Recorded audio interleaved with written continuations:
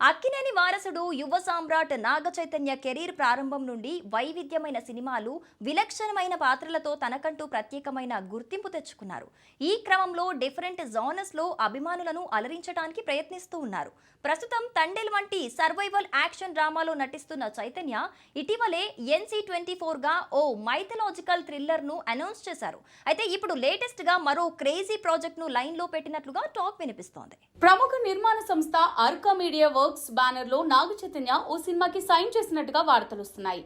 ఇది ఒక horror comedy అని, ఈ మూవీతో ఓ డెబ్యూ డైరెక్టర్ ఇండస్ట్రీకి పరిచయం కాబోతున్నాడు అంటున్నారు. వేదం, మర్యాద రామన్న, బాహుబలి 1, బాహుబలి 2 వంటి విజయవంతమైన చిత్రాలను నిర్మించిన అర్కా మీడియా తమ ప్రొడక్షన్ లో సోలోగా ప్రాజెక్ట్ టేక్ ఆఫ్ చేసి చాలా ఏళ్లైంది. కొన్ని వెబ్ సిరీస్లు, టీవీ సీరియల్స్ చేశారు, కానీ సినిమాలు నిర్మించలేదు.